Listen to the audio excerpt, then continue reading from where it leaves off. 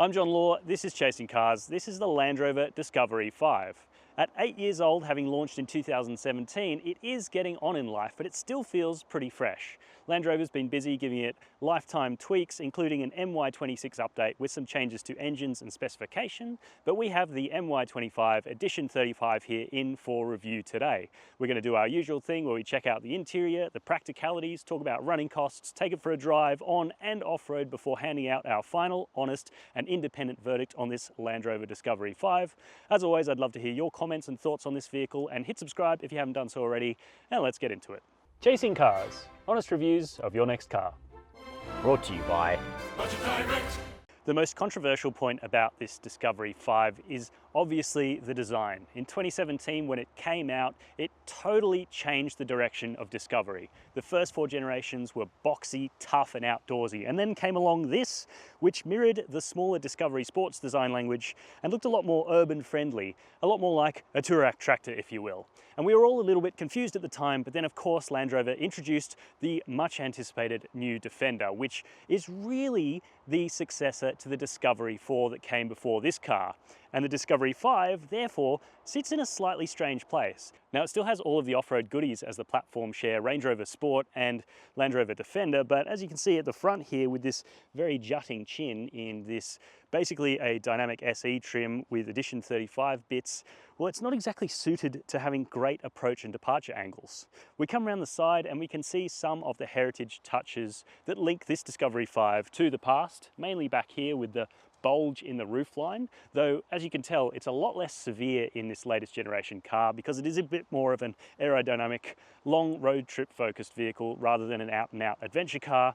That was always there also to fit extra people in the back, the third row of seats, which remains in this car, so it still is quite a good family tractor, but yeah, it just has lost a little bit of that crisp, sharp design language. Now, the rumors are that Discovery will continue on and will continue in this direction, giving Defender even more breathing space. The next generation Discovery 6 is anticipated to have some MPV-like details, so expect a longer body with more emphasis on occupant comfort than off-road ability. So that'll be interesting. But today, as this sits, I actually think even though we kind of hated it when it came out, the Discovery 5 has kind of come into its own. I think it's quite handsome. Jerry McGovern design, just like the Defender, the Range Rover Sport and the full-size Range Rover and the Discovery 4 that came before it. But yeah, I think it's grown into its shell. You can let me know your thoughts in the comment section down below, whether you think I'm completely wrong in thinking that this car looks good or not. But yeah, it's all subjective, and I think subjectively, this is quite nice. The Discovery 5 takes the biggest departure from its predecessors at the back. It still has this styling detail that suggests to you that there's a split tailgate, but when you open the standard power tailgate, if I can find the button, there we go, you realize, sadly, there's no more of that flip to open bottom section that you used to get on the D4 and the D3 and the D2. That was so cool and useful. You could argue though, this is easier for loading as the lip is a little bit more natural and it's quite low because this car is air suspended, so it can naturally drop and you can load heavy items in easily. The boot space is huge too, though Land Rover quotes capacities as a wet capacity, which includes water all the way up to the roof. So it's over 1,000 litres with 2 rows in place, but I think this looks more like a 650, 700 litre boot comparative to other vehicles which load to the window line. Now back here we have a couple of niceties. Obviously full-size spare tyre slung under. This Edition 35 comes standard with a tow hitch kit, obviously certified to tow up to 3.5 tons. Then back here we've got some little hooks for your shopping, nice to see. You've also got power operated second row buttons, little window switches, really great. You've got a little 12-volt socket, the button to raise and lower the air suspension if you wanted to, all good to see. And there's a little bit of storage under here. I guess you could put some wet swimmers or something beneath the seats. Good news is that even with the third row in place, there is a little bit of extra storage space, good for school bags and those sorts of things if you had to pick up a bit of extra kids on the way home. But on the whole, a very good, very practical space back there. The elephant in the room of any Land Rover purchase has to be reliability. There are concerns all over the internet. Some of them seem to be founded, some of them maybe a little bit of gilding the lily, but there's definitely issues with these vehicles, more so than key rivals in the off-road segment like the Toyota Land Cruiser, Nissan Patrol, and of course the Land Cruiser Prado. It's one of the reasons this car's never really been able to compete on sales with those cars in Australia. The Discovery, Defender, Range Rover Sport and full-size Range Rover all seem to suffer from issues. Luckily, the D350 inline-six diesel under this bonnet doesn't seem to be too problematic, certainly a lot better than the early four-cylinder diesels, which are renowned for basically exploding. Now, servicing is really crucial, so if you're going to own one of these cars for a long period of time, you're going to want to shorten your oil change intervals from the stipulated 20,000 Ks to 10,000 Ks or less, especially if you're using this car properly, like off-roading, towing and those sorts of things. You need to keep on top of servicing. And then at least it seems to be relatively reliable. The issue is the rest of the package is not. Basically anything electrical outside the car seems to have issues. Headlights, locking, power mirrors, the 360 cameras that display inside, they all seem to go wrong eventually. Maybe if you're lucky, they won't, but if you're unlucky, they probably will. And then you'll need to go to your dealer for support, which is another area where Land Rover products seem to be a little bit let down in Australia. Let me know your thoughts down below. Have you had issues with your Land Rovers? Love to hear it. And if you've had trouble-free experiences like a few of my friends have, I'd love to hear those as well. Jumping inside the Discovery 5, let's talk price and specs, because we did skip over that at the start, and it's a bit of a funny car, this, because it's a large luxury SUV, but its competitor set is very broad.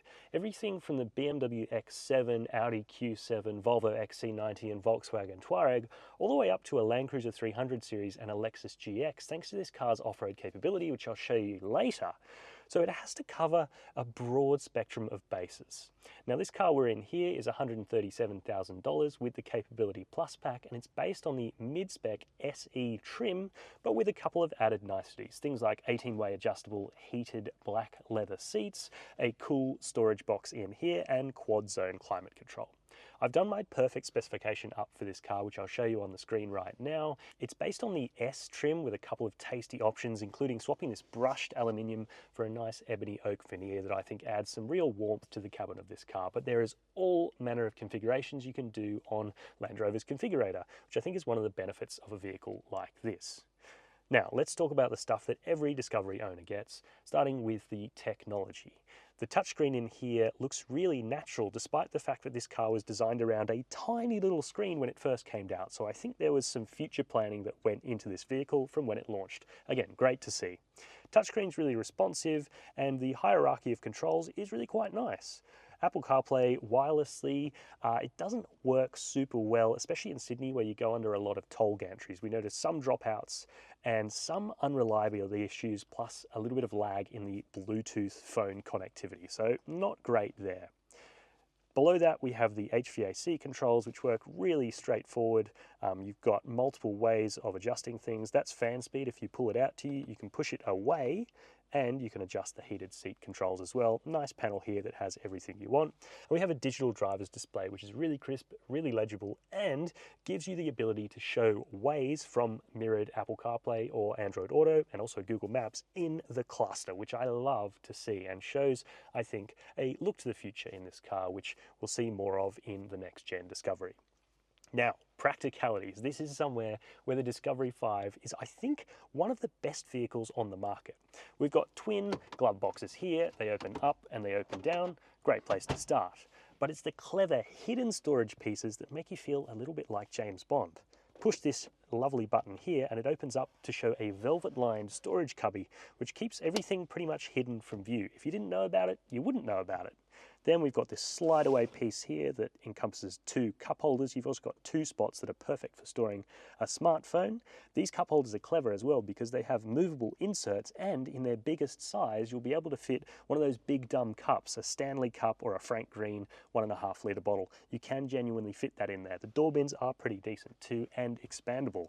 But below these cup holders, you have even more storage space. A little bit of an awkward shape, but there is velvet lining to stop stuff rattling around. And then under this center bin, we have a small space, great for a phone with a little cutout there and access to a USB-C port, and of course the cool box that keeps things actually very chilly.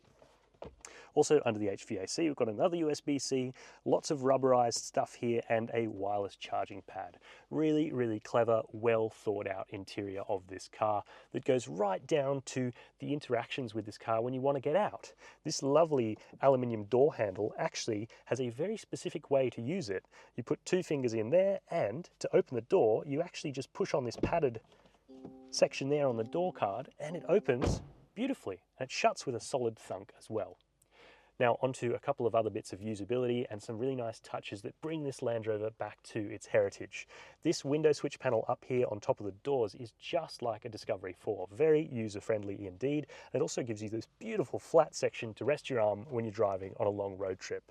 It's the same story with the seat memory controls here. They're just like an old Discovery. Really nice tie-in. You could say it's a little bit lazy in going to the parts bin, but I actually think it's a nice little heritage touch myself.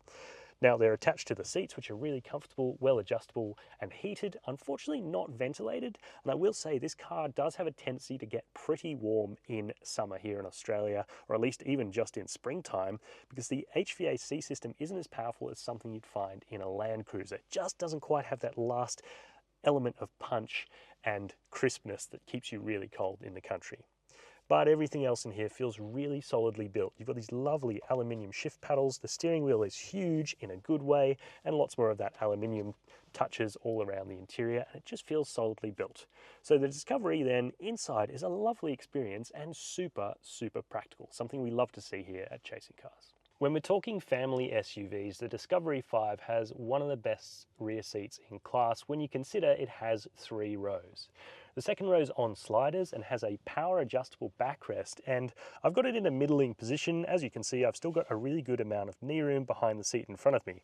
What you might not quite see from over there is the fact that there's a big cutout here for my knees to go into, which is great to see, even though the seat does come out over here on the sides. Pocket for your things, you've got a door bin, you've got 2 climate zones back here as well with vents coming out in front of you, but also coming down from the roof. Really good. The middle seat's nice and comfortable, but if you want to have 2 back here, you've got a fold down armrest, nice and sturdy. Isofix ports are hidden behind these neat leather covers, so you never lose your clip-in things. You've got USB-C chargers, a 12-volt socket. You've even got these cool click and go accessories with a USB port on the back of the seats, and with these you can buy separate accessories so you can mount a tablet or a phone or something like that to keep the kids entertained on a long ride back here. Slightly weird things, their sunroofs are twin sunroofs, but neither of them are actually directly over the top of the back seat, which I think is a little bit odd, but you do get a bit more light let in. And because the headrests are quite narrow back here and I'm set high, I have a really good view out over the front seats and the dashboard, so I don't reckon I'd get sick on a long car trip. Other things worth calling out are the fact I have excellent tow room here for a vehicle that is a large off-roader, because of course this isn't a body-on-frame vehicle, it's a monocoque construction. One small complaint I do have is the surprising lack of under-thigh support for me at 6'2", but I do still have the same lovely, comfortable flat topper as in the front seats, which is really good, and my own speakers back here connected to the beautiful, warm and rich Meridian sound system featured in this car. The Discovery 5's third row is absolutely one of the best out there, but it is not perfect. We'll start with the first foible, and that is getting in. With the wheel arch encroachment, the entry in the second row with the back door is quite compromised, so it's a bit tricky to clamber in the back here, but once you're here, you'll find an awful lot of space. In fact, it's genuinely a reasonable row for adults if the second row is set in a reasonable position. There's lots of amenity back here too, including air vents that blow on your face. You've got a little light, you've even got a cup holder, odds and ends storage, and this little cubby that opens up to show a USB-C charge port, and plenty of space for rubbish you might like to leave back there as a little kid. It's got a soft appointment as well, which isn't super ergonomic for resting your arm on unless you're really tall, but might serve as the perfect little pillow for children on long road trips.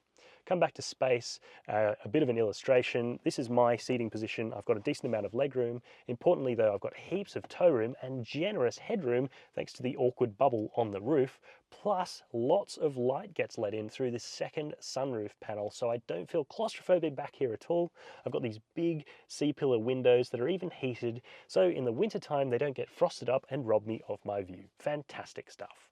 Out on the road in the Discovery 5. The top line summary is this car is lovely to drive. It's probably the best attribute of this vehicle actually. And that's saying something because the interior is really nice and the off-road capability is pretty fantastic. Obviously there are some foibles elsewhere, but when it comes to driving, it is a lovely, lovely machine. The way it flows down a road is so satisfying. It feels heavy, but not in a bad way. It feels substantial rather than fat, if that makes sense. It's a really lovely, charming vehicle to drive. Part of that excellent drive comes from the four-corner independent suspension with airbags and adaptive dampers. It's a mainstay on Discovery vehicles, was there in the Discovery 3 and 4, and with this car's new monocoque platform rather than the IBF integrated body and frame, this car levels things up. It's got more support, more sophisticated systems, and it's really good at stopping roll and also really good at stopping pitch. So when you brake heavily or when you go through a corner hard, it remains remarkably flat for something that weighs 2.5 tons. And that just gives you this confidence on the road. The suspension tune feels very British in the way it's carried off, like it's been engineered for rough roads and fast driving over outright comfort. Some of that means that there's a little bit of harshness in the suspension. I think you can put that down to the 21-inch alloys as well, which are the second smallest you can get in Australia. The only smaller is a 20-inch. In other markets you can get 19s, which will help the ride no doubt, as well as off-road capability, and some aftermarket options are available for 18-inch alloy wheels. But it is one of the shortcomings of this car, and mainly on short, sharp, square-edged bumps is where you feel it. So around town you can sometimes get this thump through the cabin as the road predictive suspension stiffens up for the impact. But on the whole, I would prefer a little bit more control than a little bit more softness and float, and I think therefore the Discovery 5 strikes a nice balance, especially considering there's also the Defender and Range Rover Sport for more off-road and for more outright on-road comfort. Next thing we come to is the engine, which is a real star point of this car. Inline-six diesel, twin turbos, and it sounds really, really nice. There's a nice growl to it through the mid-range, which I'll exercise as we come out of this little hairpin, but when you're just poodling along like we were before, it's dead quiet. And yeah, it's nice. It interfaces really well with the 8-speed automatic as well. It's a ZF system, so the same as in many, many cars, and it's not quite as quick-witted as the tunes that you'd find in a BMW product, say, but I actually think that suits the vibe of this car really well. Instead of shifting down to the lowest gear possible, it'll often hold, say, third gear instead of kicking down to second and ride on the wave of torque, which is pretty prodigious in this car. 700 Newton meters between 1500 and 3000 RPM. And it's got this, real full-bodied character in the mid-range. But it's not like it runs out of puff up the top as well, because with 257 kilowatts at 4,000 RPM, it does sing out nicely to its red line of 4,200. It's a really good engine, and we didn't test towing this time, but it feels like that's something this car would be an absolute peach at. Really good because you've got that low end off the line torque, and then you've got that lovely smooth power band that comes in, and the 8-speed auto to really well harness that as well. For such a large blocky vehicle, wind and road noise is supremely well suppressed in the Discovery 5 as well. It's whisper quiet at motorway speeds. You can only just hear a little tickle of the engine, no whistling from the mirrors or the roof rails or anything like that. It's really nice and serene. But what that does mean is you can hear some of the noises inside the cabin. This car has a little bit of a rattle from, I think, the third row seats, or perhaps the second row, and I've noticed over time with it that the door seals have become a little bit creaky. At least that's a pretty easy fix with a little bit of silicone lubricant, gummy fledge if you know what it is, but yeah, it's a shame that that's not fixed in this car that we have here. But yeah, as I said, otherwise road noise is really good. Safety systems are also something worth mentioning in this car, because the chimes are all really quite nice and soft, and they're well integrated into the car. Things like the adaptive cruise control works well, lane keep assist isn't overbearing, and if you want to, it's actually really easy to disable all the systems, which I love to see. This button on the steering wheel, you just hold that down for a second or two and it brings up this screen here where you can choose high, which is standard.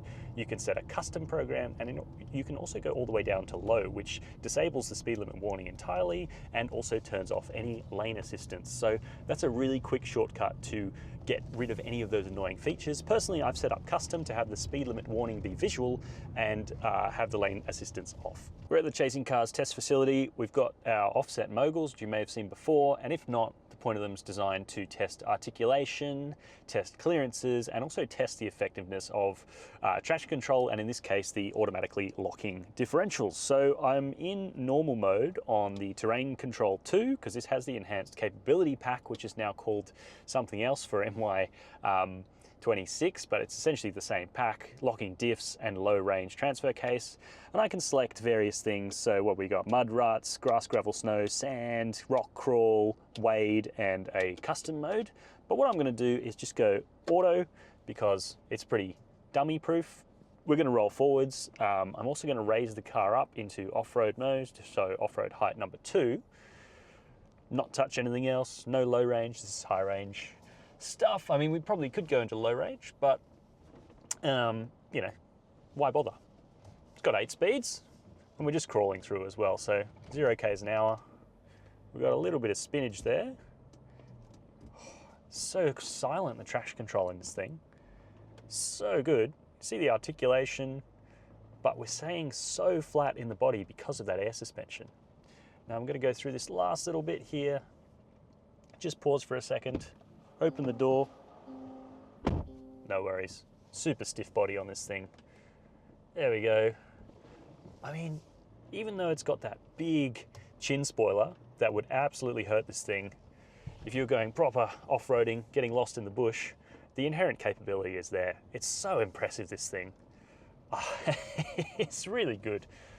Really, really impressive. Let's go find a little hill. We'll test out a few more things, including the off-road cameras, to see how they help with placing the wheels, because you don't want to curb these big 21-inch alloy wheels. So head over there now. We're in off-road height 2. We're just tickling it up. Again, I'm still in auto terrain select, and I'm going to look at my little cameras here, see if I can't get my wheels in the right spot to hopefully get us up. Look at this. Oh, glides up there. Does it so easily. Air-conditioned comfort, lovely leather steering wheel, and unlike a coil-sprung suspension, there's still so much plushness to this car. It just cruises on up. It's really, really impressive. I know, again, we say you could do this in a Land Cruiser, and also the likelihood of anyone ever doing this in a Discovery with this body kit on it seems low, but I don't know, if you're a suburban parent, you get stuck in a traffic jam, you need to turn around on a verge or something like that, I can say quite happily that this car will have your back. I mean, just look at this. Yeah, really impressive stuff. The Discovery 5 is one of the most difficult cars to come to a conclusion on. There are so many good aspects. It is a lovely vehicle to drive, and as a family car, spacious inside, practical, well appointed, and with all of that extra capability that would put something like a Volvo XC90, Volkswagen Touareg, or a BMW X5/X7 to shame off-road. Plus, there's the towing capability that cannot be denied of a vehicle like this with those credentials and air suspension. Thing is though, you have to go into a purchase like this with your eyes wide open. And there's no denying the fact that there are countless stories out there of cars like this going wrong. That's not to say ours did. It seemed to be mostly reliable on test, but you can't say that there's no evidence of things going wrong. And where there's smoke, there usually is fire. As for the Discovery brand itself, I really hope it manages to find a new niche in the market, because clearly this car is very different to the Discovery 4 it replaces, and buyers of that car who want a new spiritual successor should definitely go for something like a Land Rover Defender. Let me know your thoughts and comments down below. Make sure you hit subscribe to Chasing Cars if you haven't done so already, and as always, thank you very much for watching.